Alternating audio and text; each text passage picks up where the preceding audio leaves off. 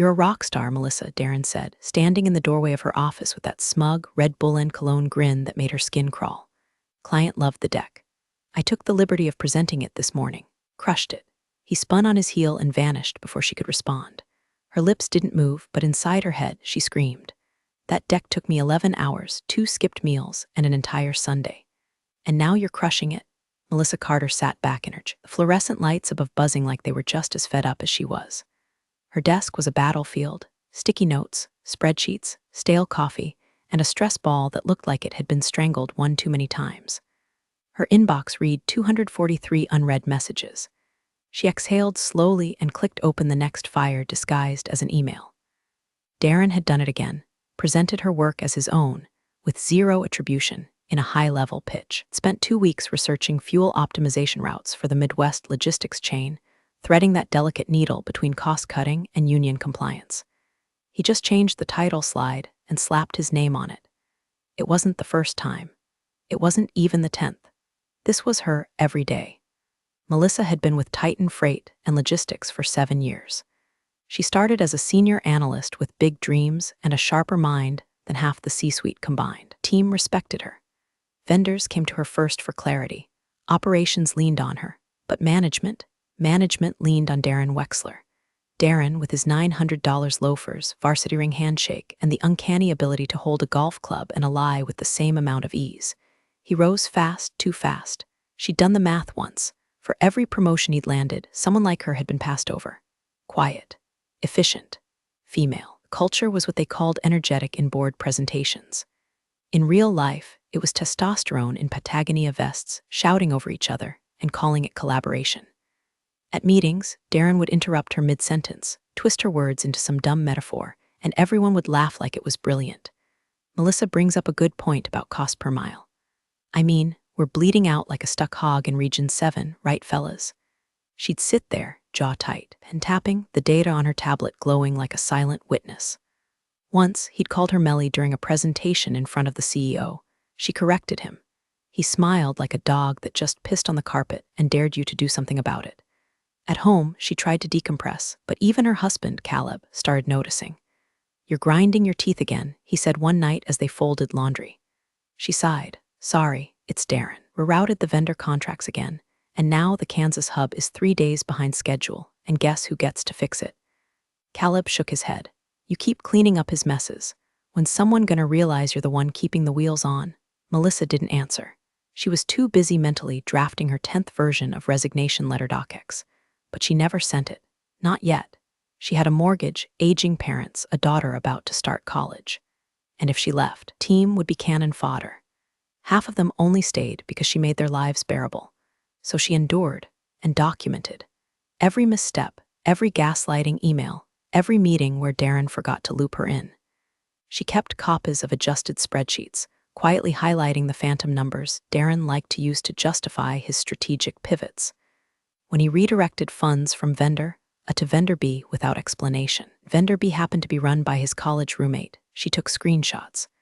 When bonuses got slashed due to budget tightening while Darren showed up in a new Tesla Model S, she noted the date and time. It wasn't revenge. Not yet. It was insurance. Her private folder was labeled contingency. Tucked inside her personal Google Drive, 2-factor authenticated, backed up twice. She wasn't naive. Melissa knew how the game worked. People like Darren didn't just fall on their own. They had to be pushed with precision. And still, she played nice. She smiled when he stole her lines. She stayed late to rework his garbage numbers. She coached new hires to navigate around his ego. She wore the neutral heels, kept her nails trimmed, and used phrases like "perhaps we could circle back instead of "you're full of crap, Darren." Until one Thursday afternoon, something inside her shifted. Darren had forwarded her an agenda for an upcoming strategy session. At the bottom, in highlighted yellow, was a note, Melissa to present Darren's vision for Q3 logistics restructuring. Her fingers clenched so tight around her mouse she heard the plastic creak. His vision. It was her model, her data, her projections. But now she was presenting his vision like a trained parrot at the corporate circus. She stared at the screen. For once, she didn't feel tired. She felt ready. The moment Darren said, "Let's be bold and axe Kansas entirely," the room went silent except for the faint hum of the HVAC and the clink of someone's wedding ring nervously tapping a coffee mug. Melissa's hands were folded. Her tablet was open. Numbers didn't lie, even when the man spouting them did. She cleared her throat. Would eliminate 18% of our midline throughput and strand 46% of our time-sensitive inventory without a viable reroute. Not bold, just reckless. Darren blinked, still smiling, that tight, camera-ready smirk. Well, he drawled, glancing around the room, Melissa's always good for a spreadsheet buzzkill. Anyone else want to gut the fun out of innovation? A few chuckles bubbled around the table, nervous, compliant. No one wanted to be next. Melissa didn't laugh. She held his gaze. She'd had enough. Fun isn't scalable, Darren. Profits are. The room snapped to attention like she'd slapped someone. Darren's face twitched just enough to crack the varnish. "Oh, Melly," he said, that nickname loaded like a bullet dipped in sugar. "You just don't get it, do you? This is why you'll never be executive material. You kill the vibe." And there it was. The mask peeled off, flung on the floor, stomped on with both feet. His voice wasn't loud, but the insult echoed like a siren in that glass conference room. Melissa's pulse thudded in her throat. She felt the hot bloom of embarrassment spread across her chest, her neck, her ears. A director across the table quickly looked down. Someone sipped coffee just to avoid eye contact. Darren moved on like nothing happened, flipped to the next slide, started blathering about future-focused synergy, but the air had shifted. The temperature had dropped. Click of his presentation remote was the only heartbeat left in the room. Melissa didn't hear another word. "You'll never be executive material." The phrase was still ricocheting around her skull as she returned to her desk, locked the door, and sat very, very still. Her hands were cold. Her spine felt like stone. She thought of her daughter, Naomi, prepping for the SATs, and asking just last week if she thought women really could make it in corporate leadership. Melissa had said yes. Now she didn't know if that was a lie or just hope in a nicer dress. 10 minutes later, a Teams ping. "Darren Wexler, can you swing by my office in 5? She didn't respond. Just stood, straightened her blazer, checked her face in the mirror, and walked. The moment she entered his office, she knew this wasn't about feedback or clarification. Darren sat behind his desk like a king guarding a throne made of ergonomic lumbar support and bad intentions. Door clicked shut behind her. So he began, lacing his fingers. "You embarrassed me in there." Melissa said nothing. "I'm trying to take us into new territory and you're clinging to what? Old models, safe bets, come on." She still didn't speak. He leaned back. "You've become difficult, rigid, hard to align. I've got a spot in compliance opening up, internal review coordinator. No direct reports, lower exposure. I think it's a better fit." Landed like a punch to the gut. A demotion without the paperwork. A message written in coward ink. "You want me buried," she said quietly. He tilted his head. "Let's just say I think we'd both sleep better with fewer collisions." Melissa's mouth was dry. "If I say no," he smiled wider. "Then maybe this place just isn't the right culture for you anymore." Culture? You'll never be executive material. This place just isn't the right culture for you. She left his office feeling like the floor had tilted beneath her. Everything felt unreal. Her heels clicked on the hallway tile like hammers pounding the coffin of her dignity. At her desk, she shut the door, leaned against it, and finally allowed herself one shuddering breath. Then she opened the contingency folder, added a new entry. Subject line, reassignment discussion 4:05 p.m., verbal coercion. Witnesses, none. Outcome, implicit threat. Emotion, rage, disguised as calm. She was no longer protecting her team. She was protecting herself, and the gloves were coming off. Melissa stared at the HR packet on her desk like it was a live grenade with the pin halfway out. A stapled stack of passive-aggressive language and glossy branding meant to look like opportunity. Internal realignment for strategic growth, but buried inside was the truth, her demotion. A slow, quiet purge. Corporate euthanasia in PDF format. Hadn't told Caleb yet. How could she? He was already picking up extra weekend shifts at the plant to help with Naomi's college savings. Telling him now would only put that worried crease back between his eyebrows, the one that showed up after his third layoff in 5 years. Instead, Melissa did what she always did. She worked. She showed up the next morning at 6:30 a.m., made coffee no one would thank her for, and buried herself in the numbers. She pretended her nameplate still meant something. She kept her shoulders back when Darren passed her desk without looking at her, like she'd become part of the furniture. She reviewed Darren's latest procurement pivot, his grand idea to switch vendors again, this time to a logistics startup in Arizona with zero regulatory credentials and a website that looked like it was built in 2004. On paper, they were cheap. Off paper, were owned by the same shell corp that handled Darren's consulting side hustle. She found the connection in the LLC registration footer after 3 clicks. Sloppy. She didn't print anything. She didn't forward emails. She copied, pasted, archived, timestamped. Her contingency folder grew by 23 items in 48 hours. She added voice notes too, short recordings she whispered into her phone during late drives home. Wednesday, 7:48 p.m. Darren approved reroute through Pacific Rail despite delay reports. Claims vendor pressure. No backup documentation provided. Thursday, procurement again. Vendor listed as interim but no replacement strategy submitted. Smells like kickbacks. The more she collected, the clearer the pattern became. Darren wasn't just arrogant. He was building a parachute out of stolen fabric, and when the plane finally crashed, he planned to blame the woman who tried to fix the engine. Friday afternoon, she finally cracked. She walked to the rooftop parking deck, leaned against the concrete half-wall, the city humming below her, and dialed Caleb. "You ever think I'm wasting my time?" she asked, skipping hello. There was a long pause on the line. "What happened?" "Nothing," she lied too quickly. "Just spinning my wheels, fixing messes that get me nowhere." He exhaled. "You're the only reason that company hasn't imploded. They'll see it eventually." Melissa watched the clouds roll across the glass towers downtown. "Or they'll bury me in someone else's wreckage." Later that day, as she grabbed her coat to leave, Yvette, the finance manager from 2 floors down, popped her head into Melissa's office. She looked pale. "Word is, Darren's prepping for cuts," she said in a low voice. "He's saying we need to shed inefficiencies. But guess who's on his short list?" Melissa blinked. "Me. You and anyone else who's pushed back lately. Heard him call you operational drag on a call this morning." I wasn't supposed to hear it. The phrase felt like a slap. Operational drag. That's what she was now, dead weight. "He's positioning this as a performance-based reset," Yvette whispered. "But the numbers don't match his list. It's personal." Melissa nodded slowly. "Thank you." Yvette hesitated at the door. "You need to watch your back, Mel. Seriously. The board's asleep and he knows it." She didn't sleep that night. She lay awake staring at the bedroom ceiling while Caleb slept next to her, the faint sound of Naomi's late-night Spotify playlist leaking under the door. She thought about that word, drag. It clung to her like oil. It meant she was expendable, replaceable, a nameplate waiting to be wiped clean. She opened her laptop in the dark and added one more entry to the folder. Subject line, whistleblower risk assessment, begun. Melissa Carter wasn't looking for justice anymore, was looking for cover. The message came through on a gray, rain-slick Tuesday when Melissa had just finished reformatting Darren's latest butchered quarterly update. A calendar invite, no subject line, just Coffee Clara Whitmore. 11:00 a.m. Executive Lounge. Melissa stared at it like it was a test. Clara Whitmore was one of the longest-standing board members at Titan Freight. She'd come up through maritime logistics in the 80s, wore heels like armor, had the kind of posture that made men in $3,000 suits sit straighter around her. Melissa had only seen her in person twice, once at an all-hands town hall, and once at charity gala where Clara complimented her navy blouse and kept walking before Melissa could stammer a thank you.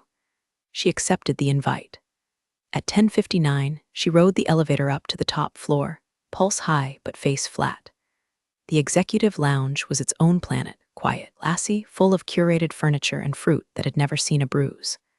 Clara was already there, seated by the window with a cup of tea, blazer immaculate, heels crossed at the ankle like she had all the time in the world and none of it to waste. "Melissa," she said with a faint smile, "you're punctual. That's a leadership trait, you know." Melissa returned the smile cautiously. "I aim to please." Clara nodded to the seat across from her. "Good. Because I'm not here to please either. No small talk. No how's the family. Just Clara's pale blue eyes, razor-sharp beneath lashes that probably hadn't seen mascara since the Bush administration. "I'm doing a culture review," Clara said after a sip. "Quiet one, off record. Candid conversations with people whose names don't usually reach the boardroom." Melissa blinked. "Why me?" Clara smiled like a lion that just heard a gazelle ask for directions. "Because your name has reached the boardroom multiple times. Usually attached to words like stabilizer, cleanup crew, and more recently, troublemaker." Melissa felt a jolt of heat crawl up her neck. "I didn't realize I'd made that kind of impression." "You didn't, but your numbers did. Your people don't leave. Your programs deliver. Your projections are boringly accurate. That's not common here, and that makes certain people nervous. Darren. She didn't say it, but it was there in the pause. Clara leaned forward slightly. Tell me, Melissa, hypothetically, if someone were to dig around in Darren's department, what might they find? Melissa blinked. Her mouth opened, closed. Clara raised one brow, unbothered. I'm not asking you to tattle. I'm asking what questions I should be asking. You know the terrain better than anyone. The urge to spill everything fought against 2 decades of learned corporate caution. But Clara wasn't playing games. Her tone was too clean, too surgical. Melissa sipped her coffee to stall. That depends. Are we talking expense reports, vendor contracts, or morale metrics? Clara smiled. Yes, a beat passed. Rain traced slow lines down the window beside them. Melissa set her cup down. Then I'd suggest looking at the Arizona vendor signed last quarter. Compare their bid to the runner-up. Look at the signature date versus the project start date. I'd cross-reference that with travel reimbursements for the week Darren was in Phoenix. Clara's eyes narrowed ever so slightly. Not shocked, interested. You keep records? Melissa met her gaze. I keep backups of everything. Clara exhaled, pleased, good. I hate cleaning up after arrogant men without a map. Another beat of silence stretched, but it wasn't tense. It was loaded, calculating. I'd like you to send me a summary, Clara said at last. Confidential. Just an outline. I'll know what to do with it. Melissa hesitated. Will it be anonymous? No, Clara said bluntly, because you deserve credit. And if this goes where I think it will, you won't need to be anonymous much longer. Melissa felt something twitch in her chest. Not quite relief. Not quite belief. You're serious, she said, barely a whisper. I've been on this board for 23 years. I've watched men like Darren rise fast on charm and sink slower than they should. Not my first whisper. You're just the one who came prepared. Clara stood and offered her hand. Melissa shook it, surprised at the strength in her grip.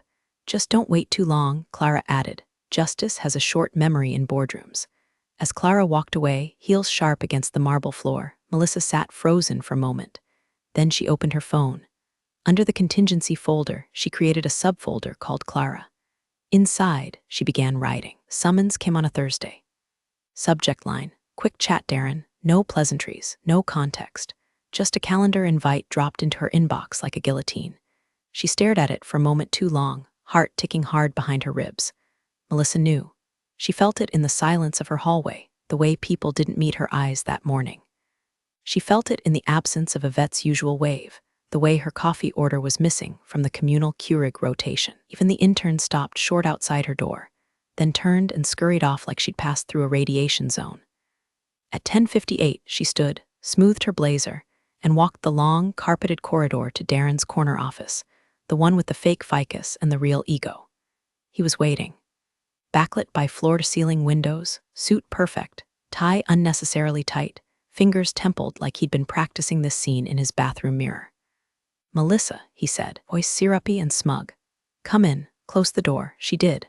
Let's keep this short, he began with a faux apologetic shrug. We've been reviewing team alignment across the leadership stack, and after a lot of careful thought, it's clear this role has outgrown your, let's say, capacity. She didn't speak. She wouldn't give him the gift of flinching. He tilted his head. You're not management material, Melissa. Not in the way this company needs. Not with the agility and diplomacy we require moving forward. The words floated in the air like oil slicks. She could almost see the glee trying to hide behind his performance. I'm afraid we're terminating your employment effective today. HR has your packet. Security will escort you out, just standard protocol. Her jaw clenched. This isn't a realignment, it's a purge. Darren smiled wider. Call it whatever makes you feel better. But between you and me, sometimes letting go of dead weight is the only way a company learns to fly. She stared at him for a long moment. Then she nodded. No tears, no shouting, just a small, deadly nod. She turned and walked out. HR was waiting, 2 of them, matching navy suits, matching fake compassion. The packet was already printed. Her severance was small, just enough to not raise alarms, not enough to fight over. She signed nothing. Said nothing, offered a quiet conference room to collect herself. She declined. Security met her at the elevator. 2 men in black polos and walkie-talkies who tried too hard not to make eye contact. She almost laughed at the absurdity of it, like she was a shoplifter, not a woman who'd just spent 7 years holding together the foundation Darren had pissed on. She walked through the main floor like a ghost in her own funeral procession. Her team looked up. Vet's hand flew to her mouth. No one said a word. The elevator doors closed. She stepped out into the parking garage sunlight. The heat hit her like a slap. She didn't cry. Not until she sat in the car, hands gripping the wheel so tight her knuckles went bone white. Then the tears came, silent, hot, blinding. 7 years. 7 years of fixing, cleaning, building, buffering. And he erased her with one line, "You're not management material." Her phone buzzed. An internal memo, just sent company-wide. From Darren Wexler, in light of our continued efforts to streamline leadership and optimize performance, we've made the difficult but necessary decision to part ways with Melissa Carter, Director of Strategic Operations. We thank her for her contributions and wish her the best in her future endeavors. Difficult, necessary. She read the words twice, then opened her email. Clara Whitmore subject. Formal submission, confidential dossier body. Attached you'll find a full report with evidence supporting previous conversations. All files have been time-stamped, sourced, and corroborated. Attachment, Carter contingency dossier PDF. She hit send, then put her phone face down, started the car, and drove. Away from the building. Away from the burn. Straight into whatever came next. The first thing she did when she got home, after peeling off her blazer like it was soaked in acid, was open her laptop and finish the dossier. She scrubbed it clean, removed any emotional language, no adjectives, no speculation. Just cold, cross-referenced facts, vendor conflicts of interest, budget discrepancies, fraudulent KPIs, selective audit omissions, procurement anomalies. Everything Darren thought he'd buried under buzzwords and boardroom bravado now lived in a 63-page digital reckoning. She renamed the file, Dossier Final Real PDF. 2. Clara Whitmore, CC, Gerald Lowe Tanya Meeks subject. Per our conversation final report body, this version contains direct links, embedded backups, and timeline sequencing. If you need corroboration from staff, several are willing to speak off-record. Attachment, Dossier Final Real PDF. She hovered for half a second, then hit send. Her inbox went still. She sat back, the glow of the screen casting hard light across her living room. Caleb and Naomi were out soccer practice. The silence was surgical. An hour passed. Then 2, no reply. But at 7:43 p.m., her phone buzzed with a LinkedIn message from a name she didn't recognize. Gavin Choi, SVP Talent Acquisition. It ranged logistics. Hi, Melissa, I've heard fantastic things. Would love to chat about opportunities. Timing seems serendipitous. Let me know if you're open to a brief call. She stared at the message. Then another pinged in, Leslie Q, Head of People, Core Hall. Then another, Lena Alvarez, Growth Director, Axon Freight, different cities. Same language, all vague, polite, but unmistakably timed. She hadn't updated her LinkedIn in over a year. She hadn't posted, and even toggled open to work. Yet here they were, sniffing around like well-dressed wolves. Someone had tipped the herd. Clara, or one of the CC'd board ghosts, Tanya or Gerald, had made a quiet call, a whisper in the right room, a name floated at the right bar after hours. She didn't reply, not yet. Instead, she clicked open LinkedIn out of reflex. Her profile hadn't changed, but Darren's, it had. There, in proud Helvetica, was his latest post. Leadership isn't about comfort, it's about courage. Sometimes optimizing means hard decisions. Proud of the work we're doing to remove inefficiency and realign our mission for the road ahead. Clapping hands 212 like speech balloon 84 comments. Melissa read it once, twice, then stared at the image attached. Darren at a podium, sleeves rolled, grinning like he just solved global warming with a whiteboard marker. Behind him, slide that read, Q4 vision, efficiency, agility, growth. Her name wasn't on the slide, of course, but everyone who'd seen the memo that morning knew exactly who inefficiency was. She closed her browser without responding. No need to argue with a drowning man about the temperature of the water. Instead, she opened a new spreadsheet. Old habits die hard. She began tracking who liked Darren's post, who commented, who shared it, not for vengeance, for clarity. Phone buzzed again. Another message. This one from Clara. Thank you, understood, be ready tomorrow, and stay silent. That was it. No good work, no I believe you, just a command. Melissa stared at the message, heart rate steady. Then deleted Darren's email from her phone, then his number, then his name from her contacts entirely. She poured a glass of wine, sat back, and waited. Monday started with a tremor, not a bang. Quiet calendar updates slipped into inboxes across the upper floors. Subject: Executive Session Emergency Board Review Time, 3 o'clock 5:30 p.m. Location, boardroom, 42nd floor attendees, board only. C-suite attendance not required. No agenda, no details. No PR spin. Melissa saw it first on her husband's iPad while sipping her second coffee. Her inbox had been wiped clean since Friday, yet somehow, meeting alert pinged its way into her shared calendar, like a ghost in the machine. She didn't ask how. Clara had her methods. Across Titan Freight, rumors began to spread like cracks through old concrete. By 11 o'clock a.m., she had already gotten 3 texts from former colleagues. Yvette, something's going on. HR canceled their 2 p.m. all-hands. And I heard compliance requested Darren's P-card statements going back 18 months. Operations lead anonymized. Shannon said the travel desk just got subpoenaed. Something about unauthorized flights. Is this about him? Melissa didn't answer. She stayed in her kitchen, laptop open, face unreadable. The dossier sat untouched on her desktop now, mission complete. The hard work was done.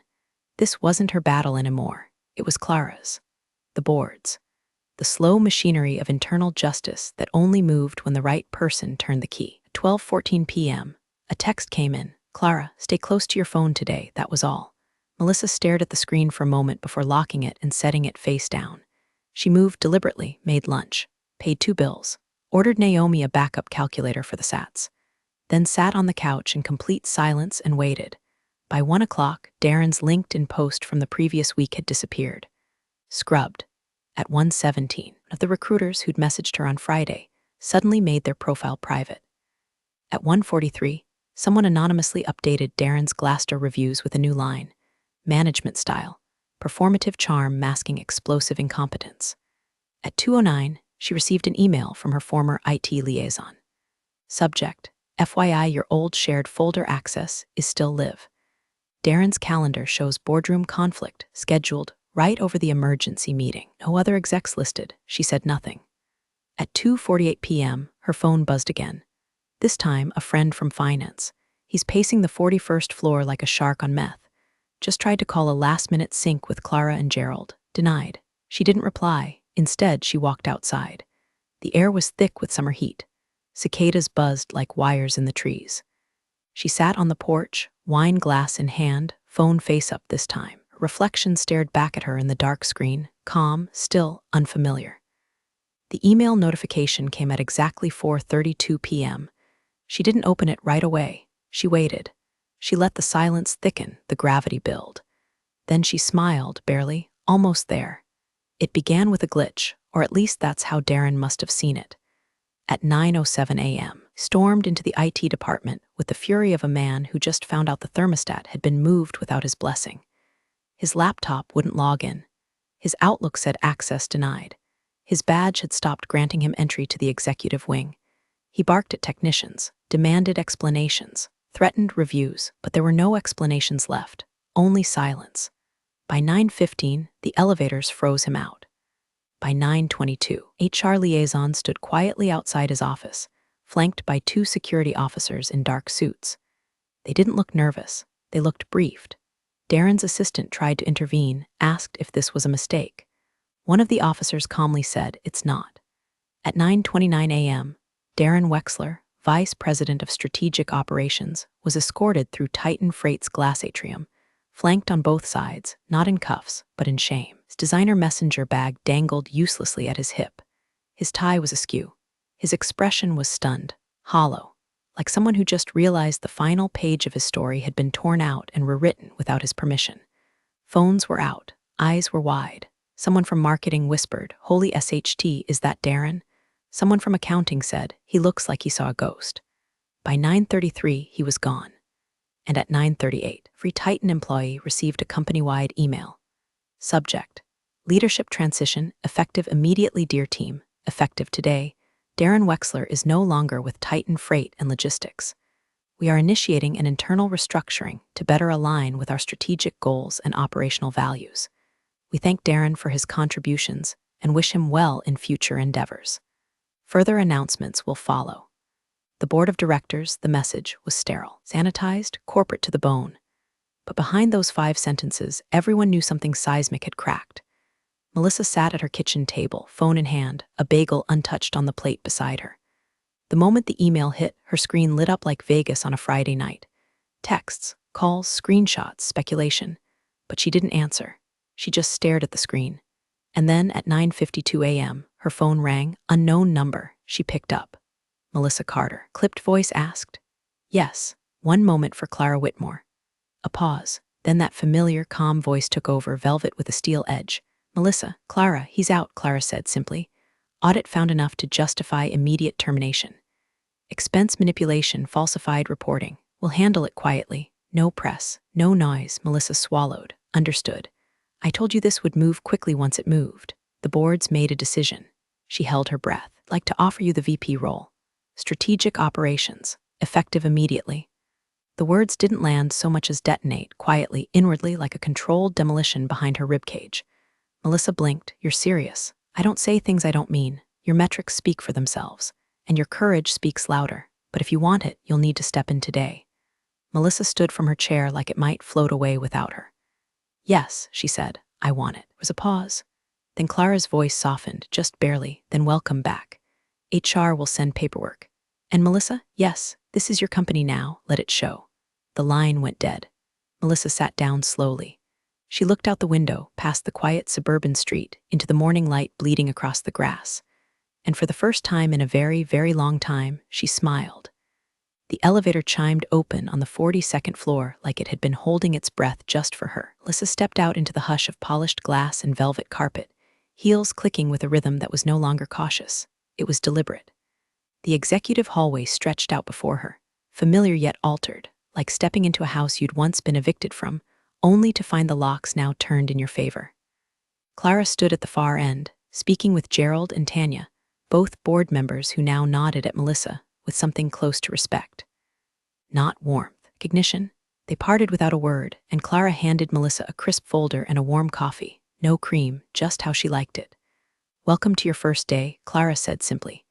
Melissa took the folder and followed her into the conference room, where 5 board members sat around the marble table like judges in a silent tribunal. But this time, Melissa wasn't on trial. Gerald gestured to the seat at the head of the table. Her seat. Before we finalize onboarding, he said, there's one administrative matter left. Tanya slid a slim envelope across the table. Per contract policy, Darren is eligible for severance unless there's cause. Legal's advising we offer the minimum. But the board wanted your input, given the history. All eyes turned to her. Melissa didn't flinch. She didn't blink. She let the moment stretch just long enough to land. She opened the envelope. Scanned the printed clause. Darren's name typed in neat legal font above a bland, pre-approved payout line. Then she looked up and said, voice clear and professional, whatever's legally required. Not a penny more. Silence fell across the room like a silk curtain. Clara's eyes narrowed with a flicker of satisfaction. Gerald scratched something in his notebook. Tanya smiled just slightly, one side of her mouth curving like she'd just watched someone win a chess match they hadn't known they were playing. No one asked for clarification. They didn't need it. The meeting ended with quiet efficiency. Forms signed, access restored, passwords handed over like keys to a war chest. Melissa collected her new ID badge, slid it into her blazer, and walked the hallway she used to navigate as a ghost. She passed Darren's old office. The glass walls were bare now, no framed diplomas, no ego trophies, no Bluetooth speakers blaring motivational podcasts. Just a gutted space filled with silence and dust motes. The door was ajar like a wound that never quite closed. She didn't look inside, she didn't have to.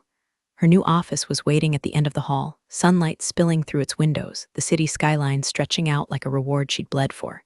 She stepped inside, set her coffee down, rolled her sleeves up. No speeches, no vindictive smiles. Just Melissa Carter, vice president, exhaling once before sitting in the chair that had never been Darren's to own. The storm had passed, and she had survived it standing. Appreciate you sticking around, you wise old rebels. Smash that subscribe button, or this fossil might just cause another epic fiasco.